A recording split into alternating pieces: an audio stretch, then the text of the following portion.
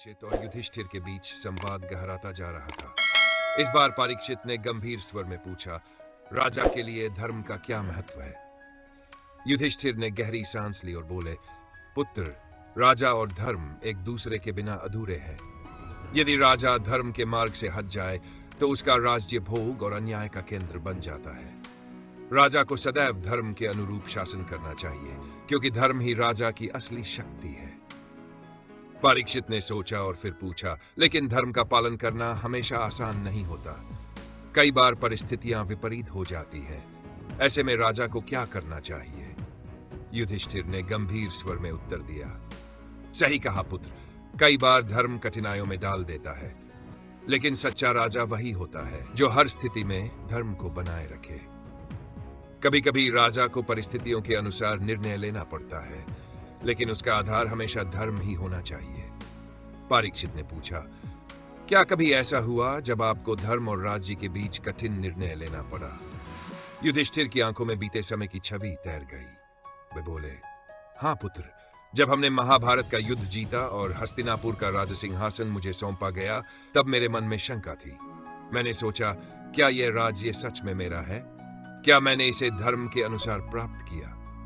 तब श्री कृष्ण ने मुझे समझाया कि धर्म और न्याय की रक्षा के लिए मुझे यह दायित्व निभाना चाहिए। परीक्षित ने पूछा, तो क्या धर्म का पालन करने से राजा हमेशा सफल होता है? युधिष्ठिर ने मुस्कुराकर कहा, धर्म का मार्ग हमेशा सरल नहीं होता, लेकिन अंततः विजय धर्म की ही होती है। एक राजा को यह समझना चाहिए कि उसका राज्य केवल भूमि और धन से नहीं चलता, बल्कि धर्म और न्याय से चलता है। जो राजा केवल सत्ता के लोभ में धर्म को त्याग देता है, वह न स्वयं सुखी रहता है और न ही उसकी प्रजा। परीक्षित ने सिर झुकाकर कहा, अब मैं समझ गया कि राजा का सबसे बड़ा धर्म ही उसका सबसे बड़ा कर्तव्य है। युधिष्ठिर ने संतोष भरे स्वर में कहा, सही कहा पुत्र, राजा का धर्म ही उसका सबसे बड़ा धन है। परीक्षित और युधिष्ठिर का संवाद आगे बढ़ा। परीक्षित ने गंभीर स्वर में पूछा, राजा को लोभ और अहंकार से कैसे बचना चाहिए? युधिष्ठिर शांत रहे, फिर बोले, पुत्र, लोभ और अहंकार ही राजाओं के पतन का मुख्य कारण होते हैं। जो राजा इन्हें अपने हृदय में स्थान दे देता है, वह धीरे धीरे धर्म से दूर हो जाता है। एक सच्चे राजा को इन्हें त्यागना अनिवार्य है। परीक्षित ने उत्सुकता से पूछा, लेकिन लोभ और अहंकार को त्यागना इतना आसान तो नहीं होता। शक्ति और ऐश्वर्य पाकर कौन इन्हें रोक सकता है? युधिष्ठिर ने गंभीर स्वर में उत्तर दिया, सही कहा पुत्र, लोभ और अहंकार बड़े ही छलपूर्वक मन में प्रवेश कर जाते हैं। राजा को इनसे बचने के लिए निरंतर आत्ममंथन करना चाहिए। उसे यह स्मरण रखना चाहिए कि राज्य, सत्ता और संपत्ति क्षणिक है। जो आज राजा है, कल वह भी इतिहास बन जाएगा। केवल उसका धर्म और कर्म ही उसे अमर बना सकते हैं। परीक्षित ने विचारपूर्ण स्वर में पूछा, क्या इतिहास में कोई ऐसा राजा हुआ है जो लोभ और अहंकार के कारण नष्ट हो गया? युधिष्ठिर की आंखों में बीते समय की घटनाएं झलकने लगी। वे बोले, कई उदाहरण है पुत्र। दुर्योधन इसका सबसे बड़ा प्रमाण है। उसे अपने बल और राज्य पर घमंड था। वह लोभ में अंधा हो गया था। यदि उसने अपने अधिकारों से अधिक प्राप्त करने की इच्छा न की होती, तो महाभारत का युद्ध नहीं होता। इसी प्रकार रावण भी अपने अहंकार के कारण ही नष्ट हुआ। परीक्षित ने आगे पूछा, तो क्या यह सही है कि राजा को अपनी संपत्ति और शक्ति से मोह नहीं रखना चाहिए? युधिष्ठिर ने सिर हिलाया, संपत्ति और शक्ति का उपयोग यदि धर्म के लिए हो तो यह वरदान है, लेकिन यदि यह लोभ और अहंकार को जन्म देती है तो यह अभिशाप बन जाती है। राजा को चाहिए कि वह इसे समाज की सेवा के लिए उपयोग करे, न कि अपने स्वार्थ के लिए। परीक्षित ने गंभीर स्वर में कहा, अब मैं समझ गया कि जो राजा लोभ और अहंकार से गिर जाता है, वह स्वयं को भी नष्ट कर लेता है और अपने राज्य को भी। युधिष्ठिर ने संतोष भरे स्वर में कहा, सही कहा। राजा को सदैव यह स्मरण रखना चाहिए कि वह केवल एक सेवक है और उसका उद्देश्य प्रजा का कल्याण करना है, न कि स्वयं को महान समझना। युधिष्ठिर और परीक्षित के बीच गहन संवाद चल रहा था। परीक्षित ने गंभीर स्वर में पूछा, सच्चे राजा की सबसे बड़ी पहचान क्या होती है?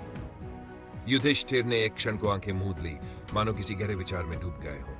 फिर उन्होंने शांत स्वर में कहा, पुत्र, सच्चे राजा की सबसे बड़ी पहचान यह होती है कि वह अपनी प्रजा के सुख दुख को अपना समझे।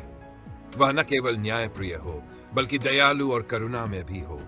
जो राजा केवल स्थिति और विस्तार की चिंता करता है वह राजा नहीं बल्कि शासक मात्र होता है। परीक्षित ने तुरंत पूछा, लेकिन क्या शक्ति भी एक राजा की पहचान नहीं होती? यदि राजा शक्तिशाली न हो तो वह अपने राज्य की रक्षा कैसे करेगा? युधिष्ठिर मुस्कुराए और बोले, बिल्कुल, शक्ति आवश्यक है, लेकिन केवल बाहरी शक्ति से राजा महान नहीं बनता। उसकी असली शक्ति उसका धर्म और न्याय होता है।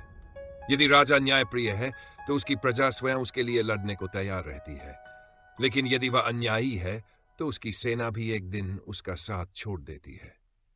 परीक्षित ने गहरी सांस लेते हुए कहा, तो क्या एक राजा को सख्त नहीं होना चाहिए? युधिष्ठिर ने समझाते हुए कहा, राजा को सख्त अवश्य होना चाहिए, लेकिन केवल अन्याय के विरुद्ध। उसे कठोरता और कोमलता के बीच संतुलन बनाए रखना चाहिए। एक अच्छा राजा वही होता है जो न्याय करते समय अडिग हो, लेकिन प्रजा के प्रति संवेदनशील भी रहे। परीक्षित ने उत्सुकता से पूछा, तो फिर कौन सा राजा इस आदर्श पर सबसे अधिक खरा उतरा? युधिष्ठिर कुछ क्षण मौन रहे, फिर बोले, राम। उन्होंने न केवल एक आदर्श राजा की तरह शासन किया बल्कि अपने जीवन के हर क्षण में धर्म का पालन किया। जब उन्हें अपनी प्रजा की शंका दूर करने के लिए अपनी प्रिय पत्नी सीता को वनवास देना पड़ा, तब भी उन्होंने अपने कर्तव्य को सर्वोपरि रखा।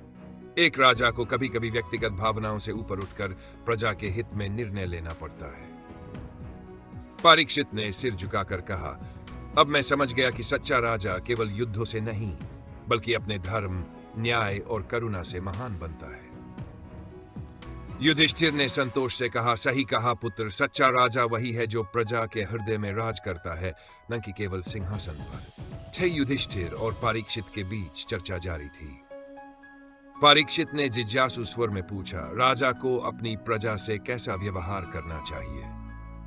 युधिष्ठिर मुस्कुराए और बोले, राजा और प्रजा का संबंध केवल शासक और शासित का नहीं होता। एक सच्चे राजा को प्रजा का पिता, मार्गदर्शक और सेवक बनकर रहना चाहिए। यदि वह स्वयं को प्रजा से ऊपर समझने लगे तो उसका पतन निश्चित है। परीक्षित ने विचारपूर्ण स्वर में पूछा, लेकिन जब प्रजा राजा के विरुद्ध हो जाए तब राजा को क्या करना चाहिए?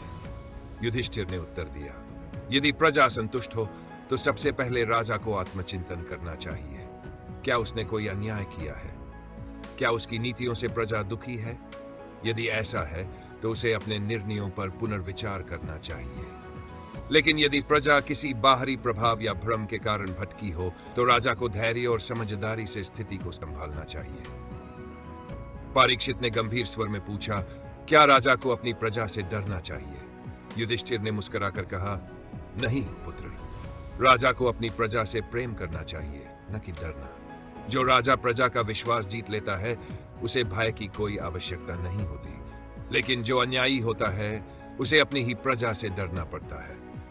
इतिहास गवाह है कि अत्याचारी राजाओं का अंत उनकी प्रजा के ही हाथों हुआ है। परीक्षित ने आगे पूछा, तो क्या राजा को प्रजा की हर मांग मान लेनी चाहिए? युधिष्ठिर ने सिर हिलाते हुए कहा, नहीं, राजा को न्याय का पालन करना चाहिए, न कि प्रजा की हर इच्छा को पूरा करने में लग जाना चाहिए। यदि कोई मांग न्याय संगत हो तो उसे पूरा करना चाहिए, लेकिन यदि कोई अनुचित मांग हो तो राजा को धैर्यपूर्वक समझाना चाहिए कि वह क्यों उचित नहीं है। एक सच्चा राजा वही होता है जो प्रजा के हित में निर्णय ले, चाहे वे निर्णय प्रारंभ में प्रजा को कठोर ही क्यों न लगे। परीक्षित ने सिर झुकाकर कहा, अब मैं समझ गया कि राजा और प्रजा का संबंध कितना गहरा और संवेदनशील होता है। युधिष्ठिर ने संतोष भरे स्वर में कहा, सही कहा पुत्र, राजा केवल सिंहासन पर बैठने से नहीं बल्कि प्रजा के हृदय में स्थान बनाने से महान बनता है। परीक्षित युधिष्ठिर की बातों को ध्यान से सुन रहे थे। आज उनकी जिज्ञासा एक और महत्वपूर्ण विषय पर थी। उन्होंने गंभीर स्वर में पूछा, राजा को अपने मंत्रियों का चयन कैसे करना चाहिए? युधिष्ठिर मुस्कुराए और बोले, पुत्र, एक राजा स्वयं जितना योग्य होता है उससे अधिक आवश्यक यह है कि उसके मंत्री योग्य हों। यदि राजा सूर्य है तो मंत्री उसकी किरणें हैं जो पूरे राज्य में उसके शासन का प्रकाश फैलाते हैं। यदि किरणें कमजोर या दूषित हो तो सूर्य का प्रकाश भी धुंधला पड़ जाता है। परीक्षित ने उत्सुकता से पूछा, तो राजा को किस प्रकार के मंत्रियों का चयन करना चाहिए? युधिष्ठिर ने शांत स्वर में समझाया, सबसे पहले मंत्री का चरित्र शुद्ध होना चाहिए। बुद्धि और योग्यता से अधिक महत्वपूर्ण यह है कि वह निस्वार्थ और धर्मपरायण हो। एक लोभी, अहंकारी या स्वार्थी व्यक्ति मंत्री बनने योग्य नहीं होता, क्योंकि वह अपने स्वार्थ के लिए राज्य का अहित कर सकता है। परीक्षित ने विचारपूर्ण स्वर में कहा, लेकिन यदि कोई व्यक्ति अत्यंत बुद्धिमान हो परंतु उसका चरित्र संदिग्ध हो तो क्या उसे मंत्री बनाया जा सकता है? युधिष्ठिर ने गंभीरता से उत्तर दिया, कदापि नहीं। एक भ्रष्ट किंतु बुद्धिमान व्यक्ति आग की तरह होता है, जो नियंत्रित न हो तो पूरे राज्य को भस्म कर सकता है। राजा को ऐसे मंत्री चुनने चाहिए जो न केवल बुद्धिमान हो बल्कि नीति निपुण और सत्य के मार्ग पर चलने वाले भी हो। परीक्षित ने आगे पूछा, राजा को अपने मंत्रियों के साथ कैसा व्यवहार करना चाहिए? युधिष्ठिर ने मुस्कुराते हुए कहा, राजा को मंत्रियों के प्रति सम्मानपूर्ण व्यवहार करना चाहिए, परंतु उन पर पूर्ण विश्वास नहीं करना चाहिए। उन्हें राजा का सम्मान करना चाहिए, परंतु भयभीत नहीं होना चाहिए। राजा को अपने मंत्रियों से परामर्श अवश्य लेना चाहिए, परंतु निर्णय स्वयं करना चाहिए। यदि मंत्री अन्याय का पक्ष लेने लगे तो राजा को कठोर निर्णय लेने में संकोच नहीं करना चाहिए। परीक्षित ने सिर झुकाकर कहा, अब मैं समझ गया कि एक योग्य मंत्री न केवल राज्य को सशक्त बनाता है बल्कि राजा के गौरव को भी बढ़ाता है। युधिष्ठिर ने संतोष से कहा, सही कहा पुत्र। मंत्रियों का चयन सावधानी पूर्वक करना ही राजा की सबसे बड़ी परीक्षा होती है। परीक्षित युधिष्ठिर की बातों से प्रभावित हो रहे थे, लेकिन उनके मन में एक और प्रश्न उठा। उन्होंने गंभीर स्वर में पूछा, राजा को न्याय कैसे करना चाहिए? युधिष्ठिर मुस्कुराए और बोले, पुत्र, राजा का सबसे बड़ा धर्म न्याय करना है। यदि राजा न्यायप्रिय न हो तो प्रजा में अराजकता फैल जाती है। राजा को न्याय सूर्य की भांति निष्पक्ष और निर्मल रखना चाहिए, ताकि किसी भी व्यक्ति के साथ अन्याय न हो। परीक्षित ने विचारपूर्ण स्वर में पूछा, लेकिन यदि न्याय कठोर हो तो क्या प्रजा असंतुष्ट नहीं हो जाएगी? युधिष्ठिर ने शांत भाव से उत्तर दिया, सत्य कठोर हो सकता है, परंतु न्याय केवल सत्य के आधार पर ही होना चाहिए। न्याय में भावना का स्थान नहीं होना चाहिए, अन्यथा राजा की व्यक्तिगत पसंद नापसंद राज्य के विनाश का कारण बन सकती है। परंतु न्याय करते समय राजा को करुणा और परिस्थितियों को अवश्य देखना चाहिए, ताकि निर्दोष व्यक्ति को दंड न मिले। परीक्षित ने आगे पूछा, यदि कोई व्यक्ति राजा का प्रिय हो और वह दोषी हो, तब क्या राजा को उसे दंड देना चाहिए? युधिष्ठिर ने दृढ़ स्वर में कहा, निश्चित ही राजा का प्रिय या अप्रिय न्याय के तराजू में समान होना चाहिए। यदि राजा अपने प्रियजनों को क्षमा कर दे और सामान्य प्रजा को कठोर दंड दे तो वह राजा नहीं बल्कि पक्षपाती शासक कहलाएगा। ऐसे राज्य का विनाश निश्चित है। परीक्षित ने सिर झुकाकर कहा, तो क्या न्याय केवल नियमों के अनुसार होना चाहिए? युधिष्ठिर ने उत्तर दिया, नियम आवश्यक है, परंतु न्याय केवल नियमों पर आधारित नहीं होना चाहिए। कभी कभी परिस्थितियां ऐसी होती है जब नियमों से अधिक विवेक का सहारा लेना पड़ता है। एक न्यायप्रिय राजा वही होता है जो धर्म और विवेक के आधार पर निर्णय ले, न कि केवल लिखे हुए नियमों पर। परीक्षित ने गहरी सांस लेते हुए कहा, अब मैं समझ गया कि न्याय केवल दंड देने का नाम नहीं बल्कि धर्म का पालन करने का मार्ग है। युधिष्ठिर ने संतोष भरे स्वर में कहा, सही कहा पुत्र। न्याय केवल राजा की शक्ति नहीं बल्कि उसकी सबसे बड़ी जिम्मेदारी होती है। परीक्षित ने युधिष्ठिर की बातों को ध्यान से सुना और फिर गंभीर स्वर में पूछा, राजा को धन का उपयोग कैसे करना चाहिए? युधिष्ठिर मुस्कुराए और बोले, पुत्र, धन का सही उपयोग ही राज्य की समृद्धि का आधार होता है। यदि राजा धन को व्यर्थ के भोग विलास में खर्च कर दे तो राज्य का पतन निश्चित है। धन का उपयोग धर्म, न्याय और प्रजा के कल्याण के लिए होना चाहिए। परीक्षित ने उत्सुकता से पूछा, तो क्या राजा को स्वयं के लिए धन नहीं रखना चाहिए? युधिष्ठिर ने गंभीर स्वर में उत्तर दिया, राजा को अपनी आवश्यकताओं के लिए धन रखना चाहिए, परंतु उसे लोभ नहीं करना चाहिए। यदि राजा स्वयं को धन का स्वामी समझे और उसका उपयोग केवल अपने ऐश्वर्य के लिए करे तो वह राजा नहीं बल्कि धन का दास बन जाता है। परीक्षित ने विचारपूर्ण स्वर में कहा, परंतु यदि राज्य का कोष भरपूर हो और प्रजा सुखी हो तो क्या राजा को धन संचय करना चाहिए? युधिष्ठिर ने शांत भाव से उत्तर दिया, धन संचय आवश्यक है, परंतु वह केवल राज्य की सुरक्षा और आपातकालीन परिस्थितियों के लिए होना चाहिए। यदि राजा धन को निष्क्रिय रखे और प्रजा भूखी रहे तो वह अन्याय होगा। धन का सबसे उत्तम उपयोग शिक्षा, सुरक्षा, स्वास्थ्य और लोक कल्याण में होता है। परीक्षित ने आगे पूछा, राजा को कर वसूलने की नीति कैसी रखनी चाहिए? युधिष्ठिर ने समझाया, कर प्रजा पर अत्याचार नहीं होना चाहिए। राजा को कर वसूलते समय इस प्रकार व्यवहार करना चाहिए जैसे मधुमक्खी फूल से रस लेकर उसे नष्ट नहीं करती। यदि कर अधिक होगा तो प्रजा असंतुष्ट हो जाएगी और यदि कर न लिया जाए तो राज्य की व्यवस्था बिगड़ जाएगी। उचित संतुलन ही श्रेष्ठ शासन की पहचान है। परीक्षित ने गहरी सांस लेते हुए कहा, अब मैं समझ गया कि धन राजा के लिए केवल साधन है, उद्देश्य नहीं। युधिष्ठिर ने संतोष भरे स्वर में कहा, सही कहा पुत्र। धन का लोभ विनाश का कारण बन सकता है, परंतु उसका सदुपयोग राज्य की उन्नति और प्रजा की भलाई के लिए होना चाहिए। परीक्षित ने युधिष्ठिर की बातें ध्यानपूर्वक सुनी और फिर उन्होंने एक और प्रश्न पूछा, राजा को अपनी सेना कैसी रखनी चाहिए? युधिष्ठिर कुछ क्षण चुप रहे, फिर गंभीर स्वर में बोले, राजा के लिए सेना केवल शक्ति का प्रतीक नहीं बल्कि राज्य की रक्षा का आधार होती है। यदि राजा के पास शक्तिशाली सेना न हो तो शत्रु राज्य को दुर्बल समझकर उस पर आक्रमण कर सकते हैं। परंतु केवल विशाल सेना रखना भी पर्याप्त नहीं। राजा को अपनी सेना को अनुशासित और धर्मपरायण बनाना चाहिए। परीक्षित ने उत्सुकता से पूछा, सेना का धर्म क्या होता है? युधिष्ठिर ने उत्तर दिया, सेना धर्म राज्य और प्रजा की रक्षा करना है, न कि अनावश्यक युद्ध करना। यदि कोई राजा केवल अपनी शक्ति दिखाने के लिए युद्ध करता है तो वह अन्यायपूर्ण होता है। सेना को सदैव धर्म और न्याय की रक्षा के लिए तैयार रहना चाहिए, न कि किसी निर्दोष पर अत्याचार करने के लिए। परीक्षित ने विचार किया और फिर पूछा, राजा को अपनी सेना के साथ कैसा व्यवहार करना चाहिए? युधिष्ठिर ने उत्तर दिया, राजा को अपनी सेना को परिवार की भांति मानना चाहिए। सैनिकों को केवल एक साधन समझना अनुचित है। यदि राजा अपने सैनिकों की चिंता नहीं करेगा तो वे युद्ध में प्राणोत्सर्ग करने के लिए प्रेरित नहीं होंगे। राजा को उनकी आवश्यकताओं का ध्यान रखना चाहिए, उन्हें उचित सम्मान और सुविधाएं देनी चाहिए। परीक्षित ने एक और प्रश्न पूछा, यदि कोई राजा अपनी सेना का उपयोग प्रजा पर शासन करने के लिए करने लगे तो क्या वह उचित होगा? युधिष्ठिर ने गंभीरता से उत्तर दिया, नहीं, यह सबसे बड़ा अन्याय होगा।